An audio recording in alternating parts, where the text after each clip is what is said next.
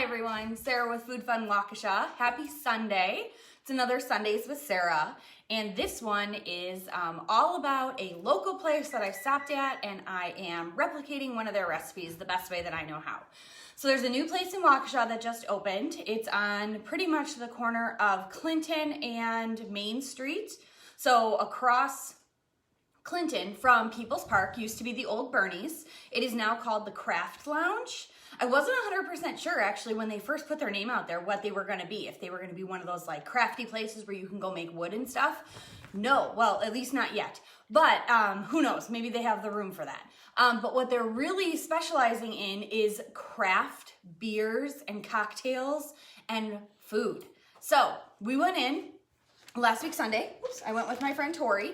And we wanted to go somewhere for the Packer game. Our first thought was the destination, which props to the destination. You had quite the Packer crowd already way early for the game. So we decided to forego that place. It seemed a little too crowded for us, wanted a little bit more social distancing. And so we headed into downtown and drove past a few other places, thought of some things to go to, and then saw that the former Bernie's, the Craft Lounge, was open. They had their big jumbo screen on, and we're like, hey, let's check it out. It's new. Let's figure out what this place is about. We'll stay for maybe half the game and then wander somewhere else. So we headed in. They've done definitely some updating since it was Bernie's, and they painted like some walls. They got in some new furniture. There's little loungy areas. Makes sense. It's the Craft Lounge.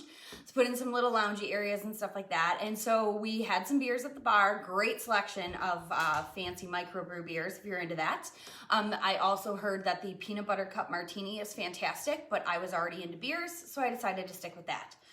But we ordered an appetizer as well. So the spinach and artichoke dip actually comes in a really cool format. It's more like spinach and artichoke bread. So by the magic and power of TV, I already created some for you guys. So here is what it's gonna look like when it's done, because it is a little bit of a process to get there.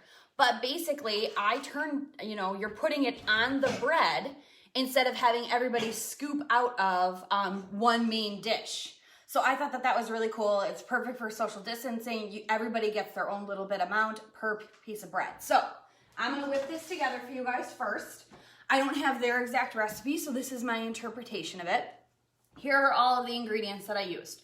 So I took a mini loaf of French bread. If you really wanna make this for a whole bunch of people, go for it. But I took a mini loaf of French bread, cut it on half, cut it on half. So I have, the other half is over there. So then I cut it on half this way, and then this is only half of it. So this is my bread. I read somewhere a while ago from somebody in the Food Network that you can take a fresh garlic clove, and I'm gonna cut it open, and you're supposed to wipe this on the bread, and it helps add that garlic flavor into your bread a little bit more. So I'm doing that just to be a little fancy. Who knows? I don't know. Maybe Craft Lounge does this too. But yeah, so I'm just wiping that on there first. Gonna let that sit in a little bit. And then here's what I mixed together. You need cream cheese. You need artichoke hearts. You need sour cream. You need mayo. I actually am using actual mayo, not Miracle Whip. We're a Miracle Whip family usually, but I went on a vacation to Tennessee this summer, ran across Duke's. Duke's is very, very popular in the South. They sell these perfect 1 cup plastic things for like, they say perfect for picnics. It's the perfect cup. And so I bought these at Pick and Save. And so I was able to use some Duke's mayo, spinach, garlic, mozzarella cheese, salt and pepper, of course. I added a little bit of Parmesan. And then for a little bit of heat, because the Craft Lounge one seemed to have a little bit of heat, I just added a little sprinkle of cayenne. So I'm using fresh spinach. You could definitely use the frozen if that's what you're used to when making spinach and artichoke dip. I did not buy pre-chopped artichokes. I chopped them also myself. I don't know, I mean, some of you have maybe never seen what an actual artichoke looks like. Whoop, fell back in the can. So they come in liquid. If you've gotten a full, huge artichoke before, it's a lot of work to get down to this little core here. But basically, I just halved this and then thirded the thirds, cut into thirds? There we go, not thirded. Cut into thirds the other parts and chopped it finely. You want everything that you're gonna have in it to be bite-sized because you don't want anybody having something that's gonna be really stringy when it comes off. All right, so here is my mixture. I'm reversed on the camera. Sorry, that was a little odd. So here is my interpretation. And now I'm just gonna take this and spread it. So this should be what I have here. I'm gonna have a little bit more left over, not a problem. I am gonna put this all over the tops of both pieces of bread. And then I have my oven preheating to 375. It's only gonna go in for 10 minutes and then 2 minutes under your broiler once your broiler is going, or watch it. You know, you don't want it to get too brown on top, but you definitely want that top layer of cheese to melt. So the Parmesan is already mixed into here, but the mozzarella that I'm gonna put on top, you could use the nice fancy like grated that you can buy in like the deli Parmesan.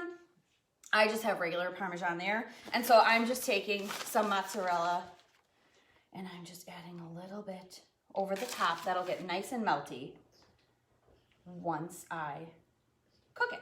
So again, 10 minutes in the oven. I'm gonna swap so I can cut these for you. So I'm gonna take these ones off. My pan has cooled. These are just gonna go, like I said, in the oven, 10 minutes at 375, 2 minutes then under the broiler. Hand real quick. All right, let's get these other guys front and center so we can cut these and enjoy. So what they did is at Craft Lounge, is they just cut these into slices. So you're gonna want a sharp knife, a nice sharp knife so that you can come down and you're not gonna end up like pulling all the toppings off. So I just wanna go down and through, down and through. And they just stacked up these logs, basically, nice and perfect on the plate. So I've got my nice hot, you can see it's a little steamy on there, my nice hot spinach and artichoke dip on my piece. Nice crusty bread. French bread really gets crispy on the outside, but the inside stays nice and soft. This is gonna be a fantastic little lunch snack for my husband and I. So really easy to put together.